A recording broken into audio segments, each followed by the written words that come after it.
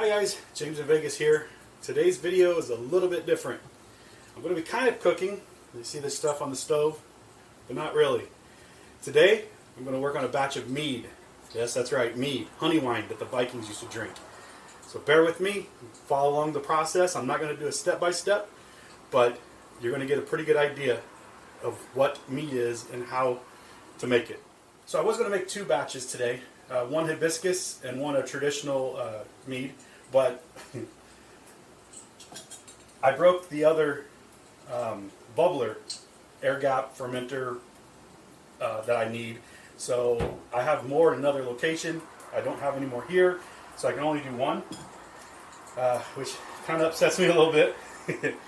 So the first step is to sanitize everything, right? So over here I've got my 1 gallon jugs. I'm actually going to make 1 gallon batch today. And over in my bathtub, I actually have a couple of food grade buckets that are filled with sanitizer and water. These are also filled with sanitizer. They've been sitting there for a while.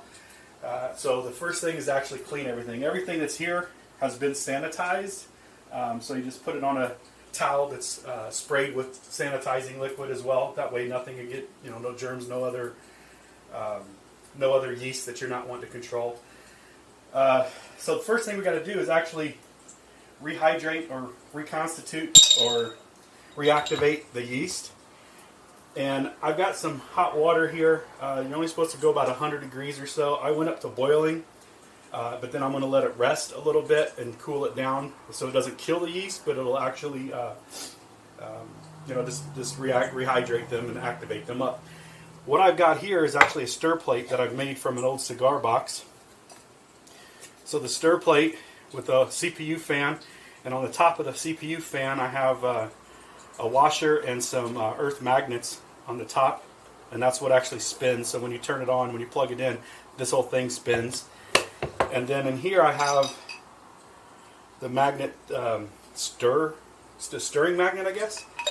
And basically you just line that up where the magnet is in the middle, and then you put it, plug it in. I don't have a switch or anything. I'm just using like a variable voltage wall wart, and then you just put it in, and it spins, and you just let it mix up. So what I'm going to do, I'm actually going to put some yeast in here first while that water's cooling down. I use a few different ones, but this one is the one I've used in the past, so I'm going to try it again. I hope it's not too old or anything, but it's a Lavalin K1 V1116. So I'm going to put this in, and I'm also going to give it some nutrients as well, some yeast nutrients, because honey's a good, it's got a lot of sugar in it, but it doesn't have all the nutrients yeast should have. And I'm not going to measure, just put like a teaspoon or so. That's not a teaspoon, by the way. It's just a spoon I'm going to use to grab a teaspoon.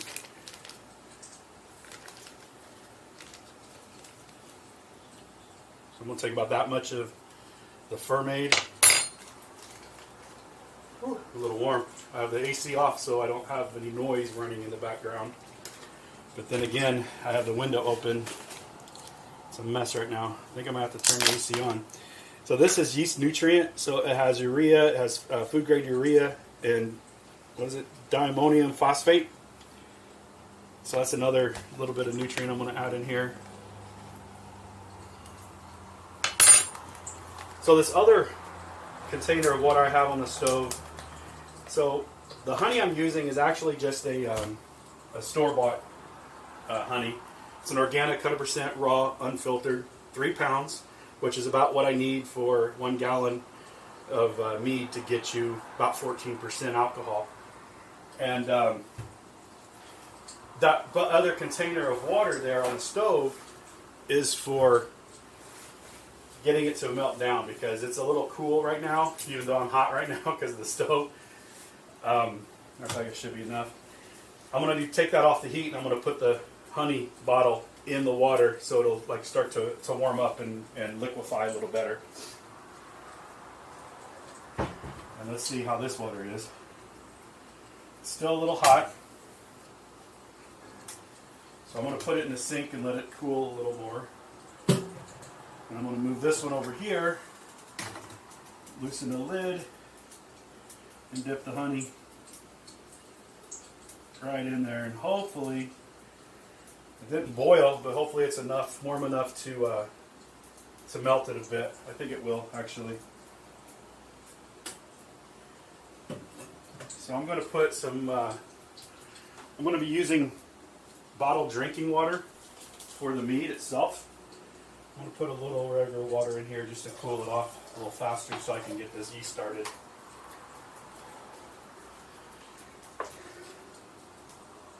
Because like I said, you don't want it more than like 105 or so, and that's definitely more than 105. I think I left it on there a little too long, but that's okay. This will cool it off.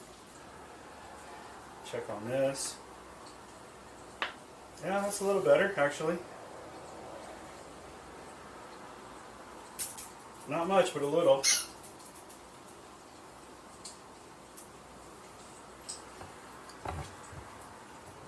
Okay, so with the stove going, everything got really hot in here, and I'm just dying. So shut the window. I turned on the air conditioner, and I'll just speak a little louder if I need to. But yeah, I can't have this one. I can't have the air conditioner off while I'm using the stove in here, because it just gets so hot so quick.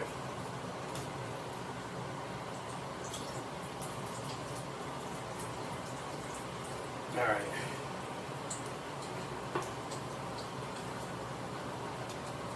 There we go. Now it's not brutal, so I'm going to go ahead and pour this in the beaker.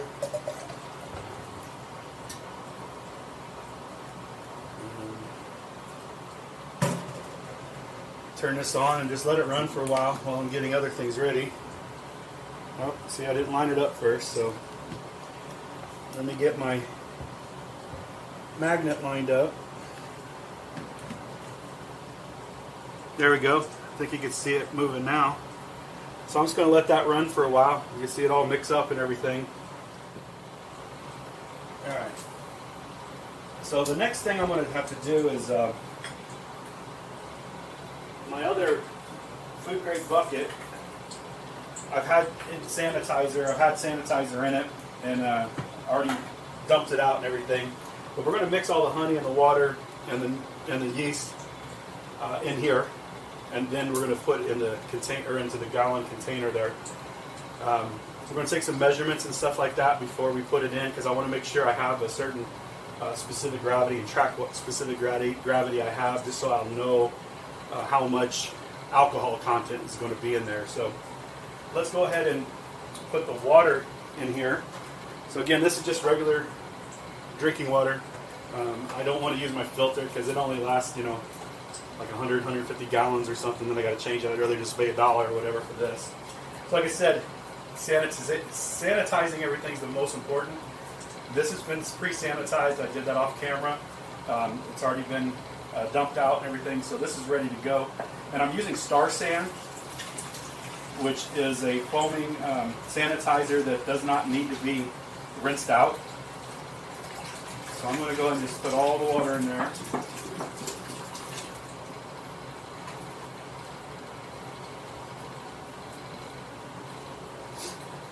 And I'm going to see if this honey's ready to dump out a little at all. It still looks pretty solid. So let's see if I can get some out. Oh, it's a little better, but I mean, it's still pretty solid. I'm going to have to definitely stir this up quite a bit. I wish I could show you this because it looks pretty gnarly.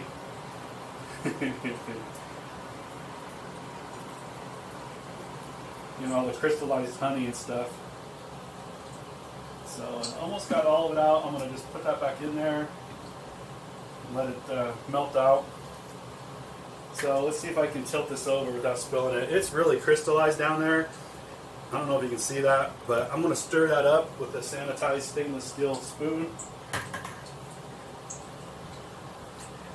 And just get all that honey and all that sugar just kind of dissolved into the water, because you want it dissolved. You don't want it like a constant or a very viscous, very thick honey. You want just like a sugar water, basically.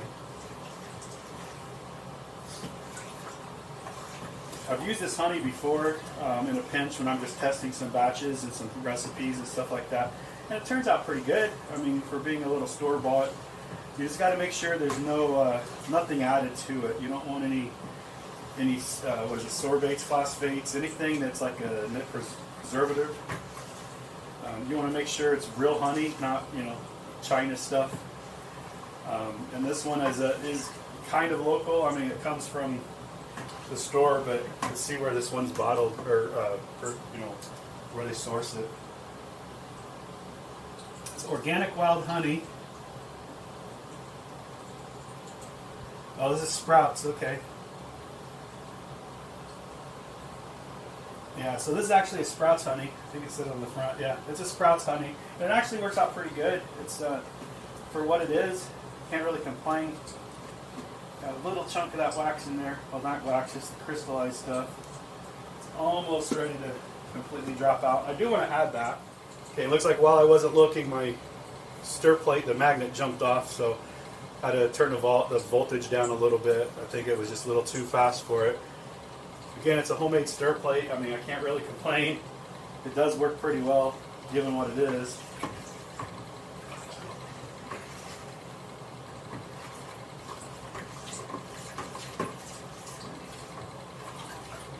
I think that's stirred up pretty good.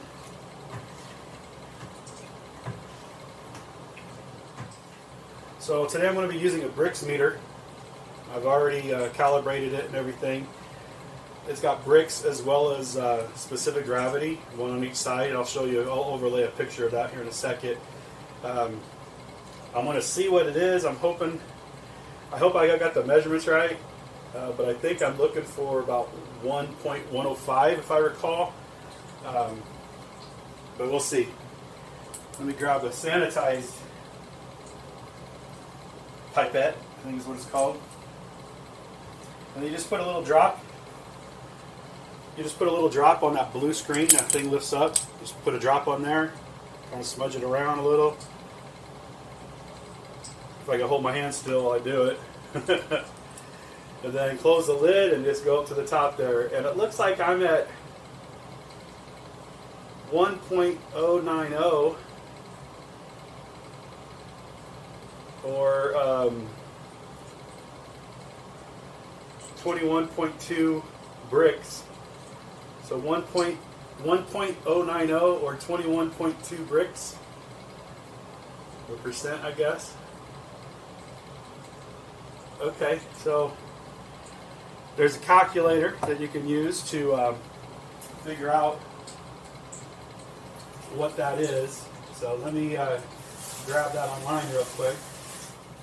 I'll do the calculations in a second. I'll put them up on the screen next to you. So here's the specific gravity, and then here's what the calculation will be, and this is what it should come out to. Okay, so this is all stirred up. That's all stirred up. I'm happy with the consistency of, I guess, the must, the honey in the water. I already made my calculations. It should come out to about 12.5%. Once everything's done, all the fermentation's done. So I'm going to go ahead and turn off my stir plate. You want to make sure you don't drop your stir magnet in there. So what I do is I just take another one of these, grab it on the side, and a lot of times it'll come up. If it doesn't, then I'll just be careful with it. I also had some yeah, she's not going to come up with this. I had some earth magnets that I would use, and that always worked, but just be careful. Just don't dump it out is all. And I'm going to pour this directly into here, and I'm going to stir it up some more.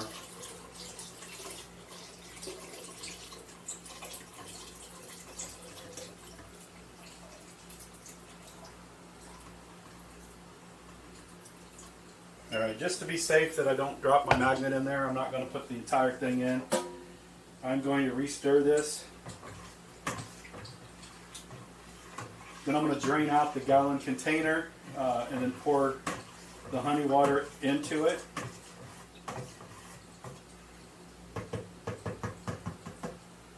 Using a funnel, of course, because otherwise you're going to make a big mess. Get this out of the way. So again, this is sanitizer from Star San that you don't need to rinse. You just dump it out. One of the quickest ways to empty a bottle of liquid is to swirl it. It creates a little whirlpool effect, and it actually drains a heck of a lot faster. And again, with Star San, you don't need to worry about all that foam. This is all food grade sanitizer. There's no taste, there's no off flavors. This gives it's perfectly fine to pour it in just like this. Again, I'm going to use a funnel that I've already sanitized earlier. Place that in there, and then just carefully pour this in.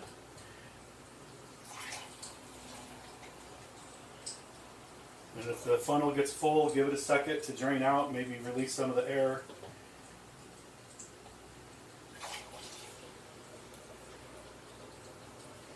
Or you can put some weight on the funnel as you're pouring it in, so it's not, doesn't create a seal around the top.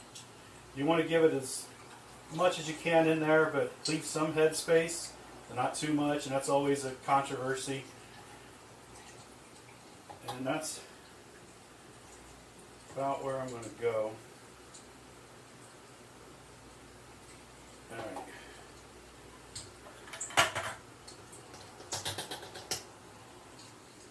Set that there. I'm going to wipe the side of the gallon container so I can show you how full I have it. I just don't want it to drip anywhere.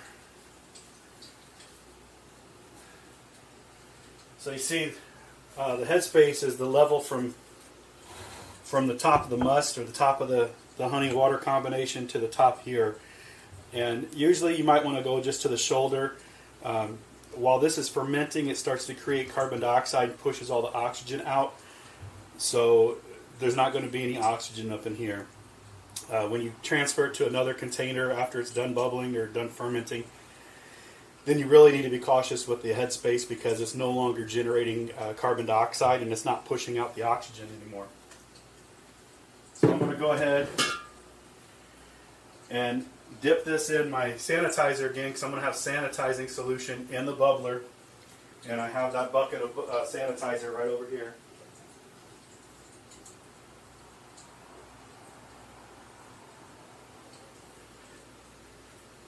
So you want to have that covered up. You'll see there's like an inside tube that goes over the nozzle that I just put it in, and then the carbon dioxide will bubble up through it. I'm sure there's plenty of videos on these on how they operate, but you just fill it up. Some people put like alcohol, like vodka or something in it, and then hold it down and push it down in there. Now this will slip out, and you see it just pop back up, right? It will take some time for that to be dry enough to where it'll stay in place. I'm probably going to lash it down with some paracord or something. Matter of fact, let me see if I have some close by, and I do. So I'm going to try to lash it down right now.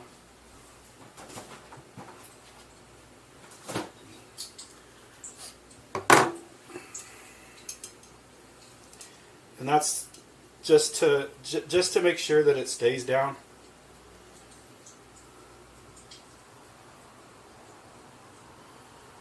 Right? Because you're not going to be opening this until after fermentation's done and you transfer it out. And it's not like it's, it doesn't explode or anything like that. It just, the gas builds up, the carbon dioxide builds up, and it pushes it out because it's slippery. The bung, the rubber piece, the cork, I guess you'd call it. It's actually a bung. So that should be fine. It's just going to hold it in place, and then I'm going to set this container in a dark space somewhere. I don't have a lot of space here, but I'll probably just put it over there in the corner, because that way it's not disturbed. You don't want this to be disturbed. You don't want it to be in light. You don't want it to get too hot either.